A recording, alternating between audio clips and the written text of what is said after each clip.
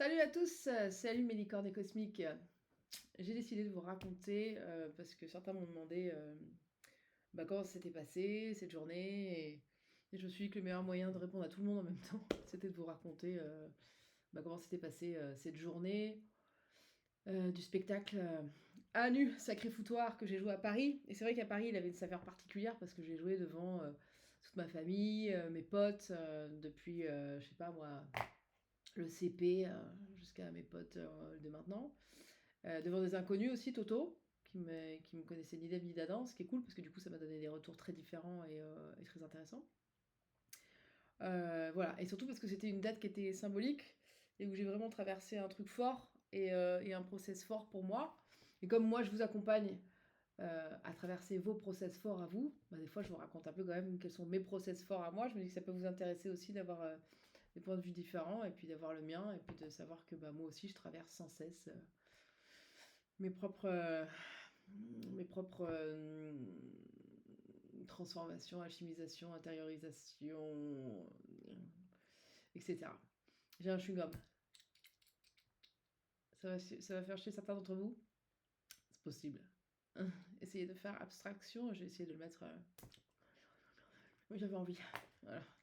Bon, je me suis fait juste un petit récap avec les points dont je vais vous parler.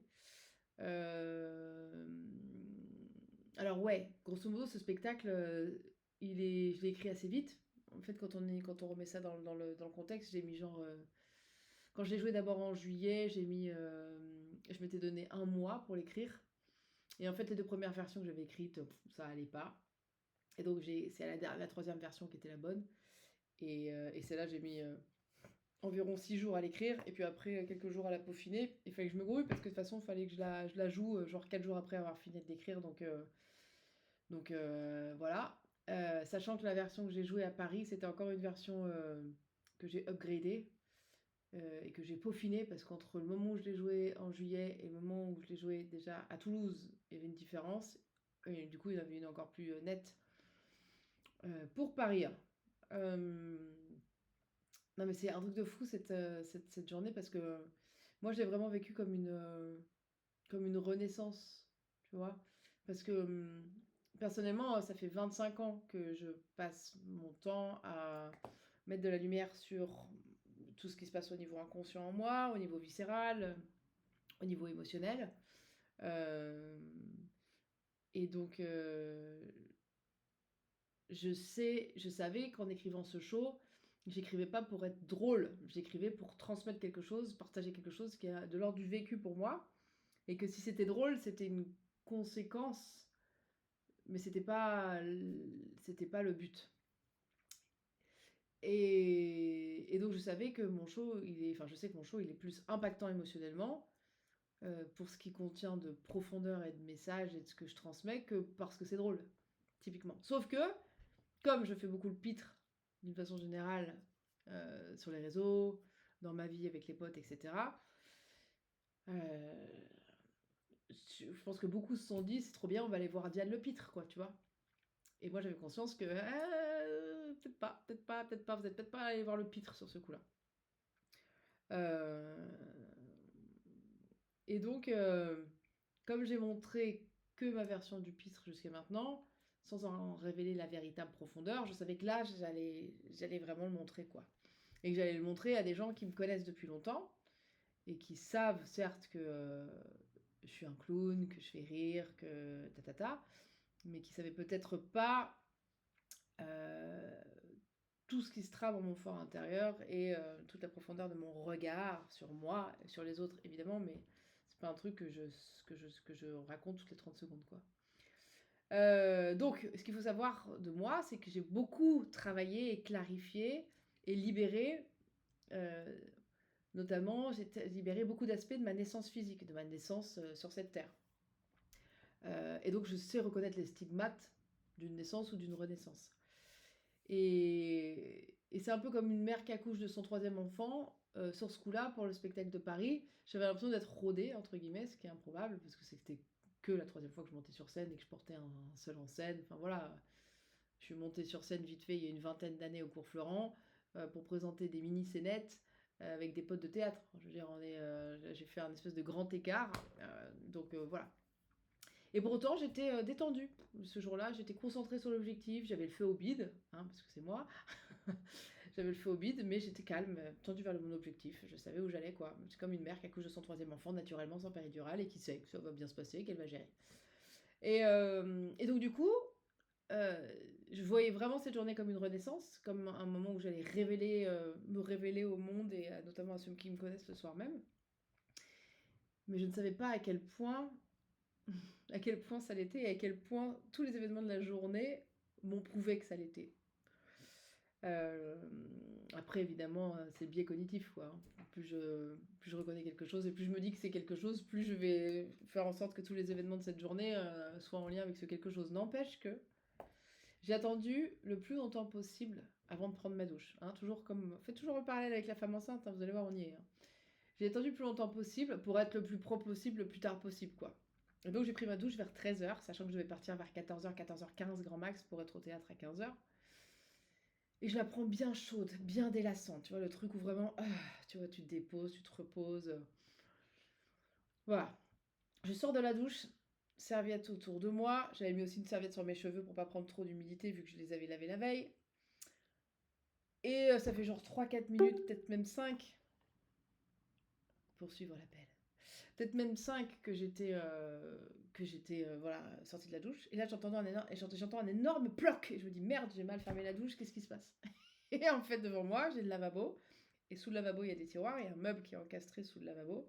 Et je vois l'eau qui déborde des tiroirs. Je me dis, mais qu'est-ce qui se... Mais qui déborde avec une force et une puissance, un débit. Je me dis, what the fucking fuck, tu vois. J'ouvre les tiroirs qui sont blindés de flotte, mais en 4 secondes. Et là, je me fous à paniquer. Je me dis, putain, merde, où est l'arrivée d'eau? Donc je cherche dans la salle de bain. Je touche à tout, sauf que c'est la chaudière, ça n'a rien à voir. J'appelle ma pote, chez qui je vis. Et je lui dis, putain, dis-moi où est l'arrivée d'eau, c'est la catastrophe, il y a un dégât des eaux. Enfin, je lui dis tout en vrac et en bordel. Elle me dit, t'inquiète, c'est dans les toilettes. Je fonce aux toilettes, à poil toujours, et je ferme le robinet d'eau. Et je me retrouve devant la salle de bain qui, en 2 secondes 30, est devenue vraiment un espèce de champ de bataille de flotte. Il y a ça d'eau dans toute la salle de bain. J'ai réussi à créer un espèce de rempart avec les serviettes de bain que j'ai jetées directement au sol pour pas que ça vienne couler sur le parquet du couloir. Mais n'empêche que je me retrouve à éponger des litres de flotte, voilà, à poil, et à les essorer dans la baignoire. Et là me vient évidemment l'image. Et je me mets à rire en fait. Et du coup, je me mets à voir et à vivre cette expérience comme quelque chose de symboliquement hyper fort. Je me dis, bah voilà, meuf, rupture des os, hein. T'es à quelques heures de monter sur scène. Bon, bah on y est. Rupture des os. Et il s'avère, parce que du coup, elle a fait venir un pompier le lendemain, ce qui est trop drôle, parce que ça veut dire que le soir, je suis rentrée du show, toilette de chat, avec le gant de toilette à l'ancienne, enfin, improbable. Un peu comme on arrivait sur Terre, tu vois, où on prend soin de toi d'une façon un peu particulière. Et en fait, c'est les 2 tuyaux de raccordement, vous savez, sous l'évier là, donc on a le robinet, on a les 2 tuyaux de raccordement. Et ben c'est un de ces 2 tuyaux de raccordement, notamment l'eau froide, qui a en son milieu éclaté. Ce fameux tuyau avec plein de plastique et recouvert par du métal, éclaté en son milieu. Improbable. Le mec a dit, j'ai jamais vu ça, ou alors très rarement. Ça paraît improbable. Sauf que c'était de la grande qualité et tout. Donc, bref, je ne vous dis que ça. Autant vous dire que ma pote était quand même soulagée que j'ai été là pile au moment où tout a rompu. Et que moi, j'ai forcément vu un gros clin d'œil de la vie. De la vida. Avec la vida. Bref, après donc ce que moi j'ai appelé la rupture des os, n'est-ce pas? Je me retrouve à la bourre. Je suis à l'arrache. Je devais sortir plus tôt pour m'acheter à bouffer. Je me dis, bon, bah tant pis, je boufferai après le filage. Je devais acheter des, vous savez, des petites souches à tickets là, pour faire les tickets d'entrée. J'ai dit, bon, bah tant pis, on fera des stabilos. On fera un cœur rose au stabilo sur la main de ceux qui sont rentrés dans le show. Bon, ce sera à l'arrache, mais ça sera comme ça. Et donc, je prends mes clics et mes claques, je bourre mon sac que j'emprunte à ma pote, un grand sac licorne, c'est-à-dire arc-en-ciel, un peu très LGBTQRS, voilà. Donc, très licornesque, je fous tout mon bordel là-dedans.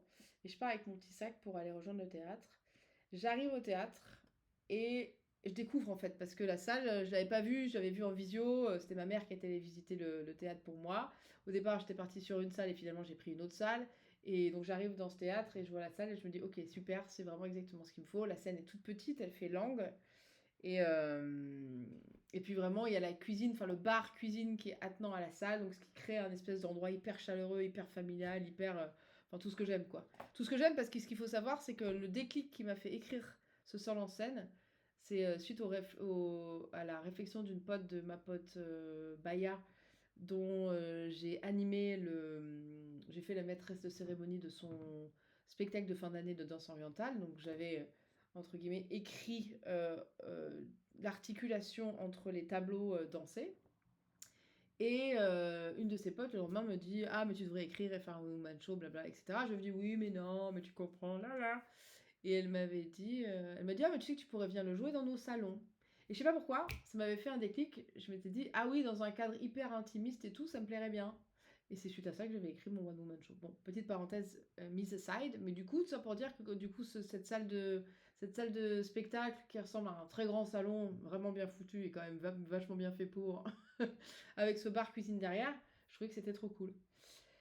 Voilà, et donc je vois la salle et je me dis cool, et on commence à faire le filage avec le régisseur que je découvre à ce moment-là. Et pendant le filage, déjà je commence à mettre trop d'énergie, je dis bon, calmitos, pépitos, tu vas pas tout cramer maintenant tes piles, calme-toi, tu feras le show quand ça sera l'heure du show, quoi. Et, et en fait, pendant que je fais le filage, je me dis putain, c'est nul, c'est plat, c'est chiant, ils vont s'emmerder. Mais c'est pas assez drôle, tu vois. Je me dis c'est pas assez drôle. Et c'est là que j'ai le coup de panique. Le coup de panique qui est connu dans tous les accouchements enfin, naturels, quoi. C'est ce coup de panique où la tête va bientôt sortir et où là tu te dis ah non, mais je vais pas y arriver. Enfin, tu vois, tout d'un coup, il y a tout ton corps qui s'ouvre complètement pour laisser la tête partir. Et donc là, il y a toi et moi, il y a toute ma conscience qui s'ouvre et qui dit ah, mais non, mais tu vas jamais y arriver. Tu vas jamais arriver à incarner tout ce que tu vas incarner ce soir et te mettre vraiment à nu, là, comme ça, sans te cacher derrière l'humour, sans vouloir être drôle, juste en étant toi dans ton plus simple appareil. Tu vois, enfin, j'ai un espèce de coup de panique en fait qui monte. Tout ça se passe à l'intérieur de moi, hein, pendant que je suis en train d'aller bouffer mon couscous, parce que c'était vers Montreuil, donc je suis allée bouffer un couscous après le filage. Je suis allée acheter de la flotte, des cubis de vin et tout pour le soir. Et tout ça, ça se tramait à ce moment-là dans ma tête. Je voyais exactement ce qui se passait. Je voyais exactement la panique, je voyais exactement les conneries que je me raconterais. Et je me dis, putain, je vais pas y arriver, ça va être nul. Euh, mais bon, encore une fois, comme je suis assez douée pour me faire l'interprète de mon propre bordel à l'intérieur, je capte qu'en fait la peur est plus profonde et la profonde merde, la peur profonde qui se joue à ce moment-là, c'est putain, ils vont tous venir en croyant que je vais faire le show comme tous les jours, que je vais faire la con, alors que je vais les emmener avec moi au dedans, quoi. Allez, ça va bien se passer, ça va bien se passer. Et j'ai conscience aussi qu'en l'incarnant, bah, je me dis, bah, j'ai peur qu'ils soient déçus, j'ai peur qu'ils me détestent, j'ai peur qu'ils m'aiment plus, quoi. Enfin, cette espèce de truc archaïque qu'on porte tous quelque part dans nos placards de si je suis plus celle à laquelle ils s'attendent ou qu'ils connaissent, est-ce qu'ils seront encore là, quoi. Mais je me dis, je m'en fous, parce que moi, je suis là. Et moi, je veux être là pour moi. Et si moi, je suis là pour moi, il y aura forcément quelqu'un en face, hein. C'est un peu logique, quoi. Mais bon, là, c'est théorique. Et au moment où je le vis, c'est viscéral, quoi. C'est viscéral et voilà. Mais je me dis, ok, moi j'ai complètement conscience que je viens incarner une version de moi qui ne reviendra, enfin une version de moi qui pousse l'ancienne et que l'ancienne ne reviendra pas. Moi je le sais, mais eux ils savent pas encore. Et eux ils savent rien de ce qui va se passer. D'ailleurs, pour reprendre les termes qu'on m'a dit, que ma soeur ou mon père m'a dit, c'est on ne sait pas du tout à quoi s'attendre. On ne sait pas du tout à quoi s'attendre. On ne sait pas ce qu'on vient de venir voir, on sait pas ce qui va se passer, quoi. Donc, ils ne savaient pas dans quoi ils s'embarquaient. Et je comprends en avance qu'en étant pleinement moi ce soir-là, dans mon plus simple appareil, à nu vraiment, c'est-à-dire libre, libre d'être drôle autant que je suis profonde, libre d'être légère et impactante, libre d'être vulnérable et puissante, libre d'être tous les aspects de moi, sans en juger un, sans en mettre un de côté, sans en rejeter un de côté. Et ben, en faisant ça, et ben tout d'un coup, je passe un cap encore dans mon estime et mon amour de moi, à ne pas confondre avec la complaisance, qui n'a rien à voir. Et là, je sens que vraiment, je suis libre de m'aimer tel que je suis, sans phare, sans masque, sans protection et sans garantie. Mais que là, du coup, j'ai atteint un dépouillement intérieur qui est à la fois exigeant, clairement, et en même temps très doux et tendre. Parce qu'il y a un côté, eh ben, je me prends comme je suis et je m'offre comme je suis. Et je passe un cap essentiel à ce moment-là sur la reconnaissance de moi, clairement, parce que j'ai longtemps entraîné une grosse blessure de reconnaissance de moi. J'ai travaillé pendant des années, certes, mais qui ce soir-là, je le sentais allait être alchimisé à un point de non-retour. Et je le sens et je vois, c'est comme si je vis ma petite vie et en même temps, je suis en méta-observation et je vois tout ce qui se passe. Tout ce qui se passe en moment où je le vis et je le ressens. Je suis à la fois dans le maîtrise en mon ressenti et en même temps dans le commentaire de ce qui se passe. Et donc, je reviens à la salle, je me mets dans ma tenue, ma tenue de cérémonie, de passage, de naissance. Voilà, une tenue que maman m'avait donnée la veille. Ah oui, je vous ai pas dit aussi, truc de ouf. La veille, je vais voir ma mère qui me ressort de derrière les fagots des albums de photos, j'ai jamais vu, où je la vois elle enceinte de moi. Non mais elle me sort ça la veille du jour où je renais. Et à ce moment-là, elle me sort là maintenant. Ça fait 44 ans que je la connais la bonne femme. Elle me sort ça là. Hein, la veille de ce show là, elle me sort les photos de moi bébé à la naissance, de moi dans son ventre, de moi petite jusqu'à mes, je sais pas, mes 6, 7, 8 ans peut-être. Donc elle me sort ça la veille et c'est chez elle que je trouve ma tenue de scène. Parce qu'en fait, j'avais une tenue de scène dans ma tête et je lui dis, ah, est-ce que tu n'aurais pas des boucles d'oreilles qui iraient avec ma chemise noire, avec mes boutons dorés, gna gna. Et on trouve, et en même temps, je lui dis, bon, qu'est-ce que tu as dans tes placards? Et là, je me fouiller dans ses placards. Et je trouve d'abord une combinaison, ouais, non. Et je trouve une espèce de veste noire avec intérieur rouge. Rien qu'en voyant la fesse, je me dis déjà, non mais c'est pour ma gueule ça. C'est pour ma gueule. Moi, avec le feu à l'intérieur, le feu que j'ai appris à maîtriser et à maintenir en moi. Mais voilà, c'est maintenu.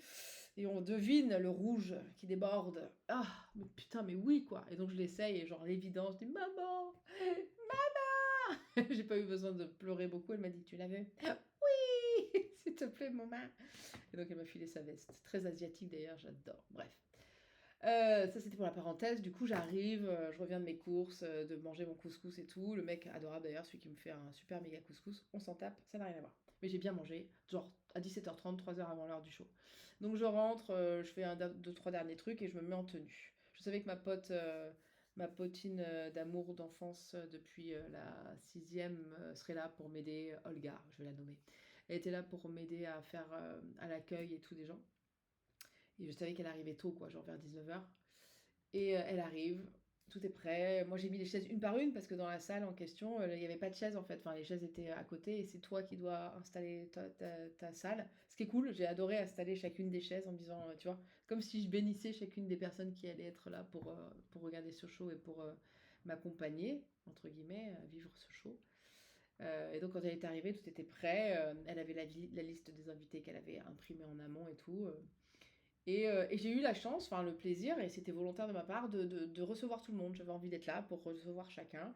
J'avais mis un petit mot sur mon mail, récap et rappel. J'avais dit à tout le monde, ouais, juste, tu vois, calmos les embrassades et les effusions de joie. Genre, ne me défoncez pas mon petit maquillage de scène. D'ailleurs, le maquillage, j'avais fait à nu, hein, j'avais pas mis d'eyeliner, j'avais juste mis un trait de mascara, un teint bien propre et du rouge à lèvres.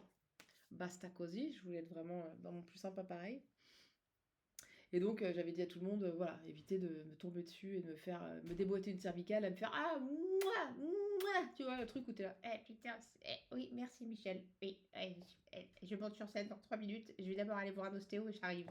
Tu vois, je voulais éviter ça. Et pourtant, bah, ça s'est fait de façon hyper naturelle, j'ai pu dire bonjour à tout le monde, finalement j'ai fait la bise à tout le monde, et tout le monde m'a fait la bise. Mais c'était cool, et ça a gardé, enfin vraiment, j'étais toujours pas stressée, j'étais juste tendue vers mon objectif, clair.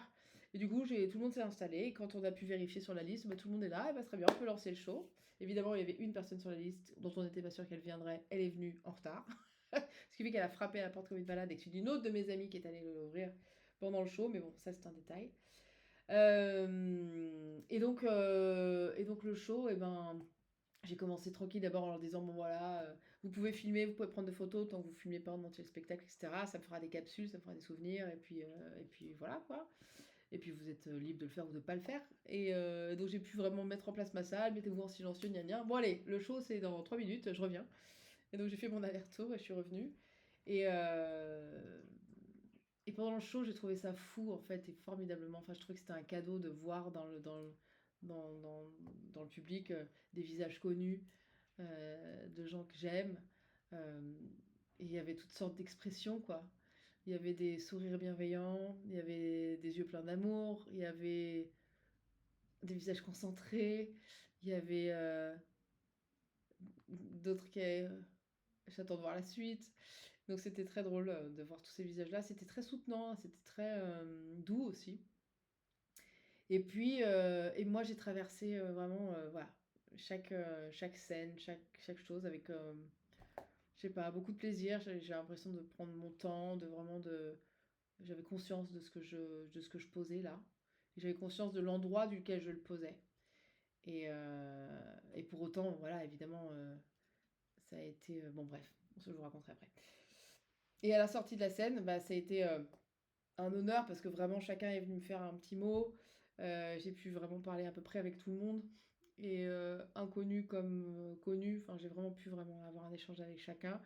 Et les retours ont été fous, quoi. Les retours étaient fous, étaient vraiment très positifs dans l'ensemble.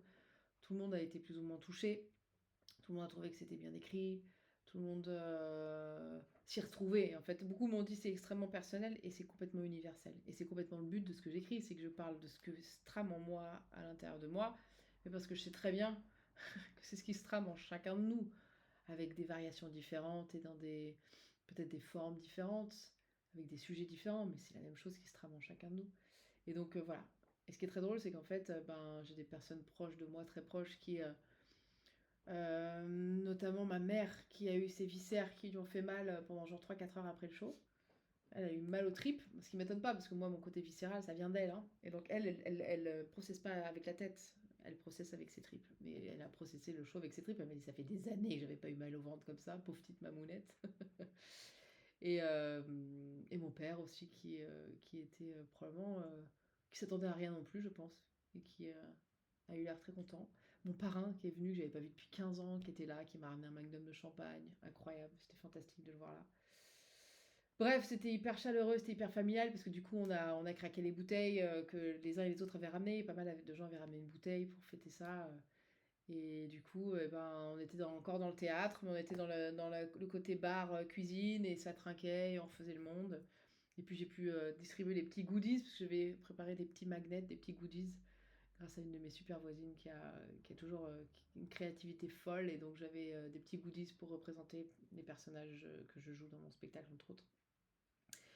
Et puis du coup, on a pu ranger bah, toutes les chaises avec mes potes du collège-lycée, avec qui on est... enfin voilà, c'est mes irréductibles adorés de mon existence, avec qui on a rangé la salle. J'ai j'ai mis les verres dans le lave-vaisselle, comme à la maison. Et puis on est parti prendre le métro. On était peut-être 4 5 sur la fin à prendre le métro. Et puis j'ai fait le reste du trajet seul parce qu'ils sont tous descendus à une station pour reprendre leur métro plus loin. Et figurez-vous que en rentrant chez ma pote, une petite toilette aux gants à l'ancienne puisqu'il n'y avait plus d'eau, et une fois dans le lit, et ben ce qui est fou, c'est que il y a une émotion très forte qui est remontée, probablement encore en lien avec la reconnaissance, fort probablement d'ailleurs. Et donc j'ai eu une espèce de vieille émotion, une émotion qui appartient à la version de moi que j'ai laissée sur scène, mais qui avait besoin de sortir pour vraiment laisser la place à cette nouvelle version de moi, plus sereine, plus tranquille, plus libre, plus aimante, à tous les niveaux. Et j'ai sangloté, mais sangloté et puis ragé pendant genre 20 25 minutes, quoi. Bien tapé. Un vieux truc est sorti, je me suis dit, mais qu'est-ce qui se passe? C'est quoi cette digue qui vient de se lever, que j'avais pas vu venir? Et j'ai pleuré, pleuré, pleuré, pleuré, pleuré. Et c'est drôle parce que c'est... J'ai pleuré, mais c'était complètement en lien avec la thématique. La thématique de mon show étant les 25 dernières années de ma vie amoureuse, et ce que j'y ai compris, alchimisé, euh, comment je me suis trouvée, moi, là-dedans. ou que je me suis reconnue là-dedans plutôt. Et là, c'est un chagrin qui est remonté très fort. Un chagrin qui est remonté très fort et très inattendu, euh, et que j'ai pleuré, et que j'ai sorti de moi, et que j'ai vécu, que j'ai traversé en fait. Ah, et une fois tout ça bien vidé, bien dégagé, je me suis évanouie et j'ai dormi 5 petites heures, sachant que je rentrais le lendemain à Lyon. Voilà pour ce qui concerne le récit des coulisses du show. Et du coup, en revenant à Lyon, j'étais à 2 jours de commencer mon programme. Vous savez, j'ai lancé mon nouveau programme en 3 seuils, dont j'ai parlé d'ailleurs à la fin de mon show, évidemment, en 3 seuils de transformation. Et, et du coup, il faut que je lui donne un nom à ce programme, parce que j'ai nommé les seuils, qui sont les 3 premiers mois, le retour à soi, le vrai, le brut, le désir. Le deuxième seuil qui est alignement, faire le propre, faire le tri, dire non, dire oui, réaccorder par rapport à l'élan qu'on l'a retrouvé dans les 3 premiers mois. Et le troisième seuil, c'est l'incarnation, à travers quelque chose de concret, l'écriture d'un show, d'un seul en scène, d'une pièce de théâtre, de quelque chose. Voilà, c'est créer quelque chose, c'est faire naître quelque chose sur scène et à travers, voilà, se servir de tout ce qu'on a vécu, de ces épreuves, etc. Se servir de tout ce qu'on va alchimiser et libérer ensemble et transformer ces vulnérabilités en force pour en faire une œuvre, quelle qu'elle soit. Sauf que tout ça n'avait pas de nom. Et donc j'ai trouvé le nom du programme aujourd'hui, qui est une évidence et qui est, à mon avis, mon talent principal. Parce que je sais faire le mieux en moi et avec ceux qui me choisissent comme coach et comme accompagnante. Et j'ai donc nommé ce programme Reliance. Et j'ai trouvé une définition de, de ce mot magnifique sur Internet. J'ai trouvé... Ouais, attends. J'ai trouvé la définition que je vais te lire parce que c'est trop beau. Et c'est la définition d'un mec qui l'a dite, d'un mec de l'Université du Québec. Alors, la reliance, c'est ce qui relie une personne à ses racines, que ce soit la vie en elle, la communauté au sein de laquelle elle vit, l'humanité qu'elle partage avec tous les êtres humains, le cosmos qu'elle peut contempler ou l'infini dans la profondeur de son âme. Voilà. Et ils disent que la reliance, ça renvoie à la dimension relationnelle de la personne. Et c'est vrai. Et pour le coup, je pense que c'est un truc que je sais faire, c'est relier les choses les unes aux autres, quoi. Et, et voilà, et ressentir beaucoup de tendresse et beaucoup d'amour pour moi, pour ce chemin parcouru, pour tout ce que j'ai traversé et transmuté à travers tout ça. Et pour tous ceux qui ont contribué en existant autour de moi, en fait. Et tous, et toute la vie par laquelle je me sens portée en fait. Donc énormément d'amour en fait et de tranquillité en même temps. Donc vraiment magnifique. J'ai l'impression de vibrer de pleine d'amour et suite à ça, le lendemain, bah, j'ai repris ma petite route et comme par hasard, le plombier est venu pile poil en temps en heure et j'ai dit à ma pote, je lui ai dit tu verras que ton problème de plomberie sera réparé avant que je parte, avant que je reparte. Ça n'a pas manqué. Le problème était réglé, genre une demi-heure avant que je parte. Donc voilà, c'était un très beau moment. En même temps, c'est quelque chose que j'avais déjà ressenti à l'intérieur de moi, mais j'avais envie de le matérialiser. Donc en fait, ce show, ça a été la matérialisation de quelque chose que j'avais vraiment ressenti dans mes cellules très profondément les jours et les semaines avant. Et là, c'est venu vraiment, c'est tombé dans la matière, quoi. Et j'ai pu jouer. Et c'est marrant, moi, ce qui me marque le plus, presque, c'est l'aspect très tranquille avec lequel je l'ai fait et avec lequel je suis sortie du show. C'est-à-dire que je me suis dit, tiens, je crois que je pourrais faire ce show comme je vais donner un cours, donner un coaching, faire une activité de ma journée, quoi. C'est ouais, c'est presque normal, voilà, de partager ça. Voilà mes amours. Donc maintenant, je vais demander aux uns aux autres. Les retours étaient nombreux ce soir-là et magnifiques. Et donc je vais demander aux uns, à ceux qui le veulent bien, de me faire un partage écrit pour que déjà moi je puisse avoir des avis, des critiques constructives et puis que ça me nourrisse aussi humainement, artistiquement et que je puisse m'en servir aussi pour ceux d'entre vous qui ne l'ont pas encore vu et qui peut-être auront l'occasion de venir à Lyon voir la dernière. parce que Lyon, je devais le jouer normalement le 5 décembre à la Fête des Lumières, mais ça a été un enfer pour tout le monde, c'était la galère. Donc en fait, c'est repoussé au 17 janvier, le samedi 17 janvier à 20h à Lyon.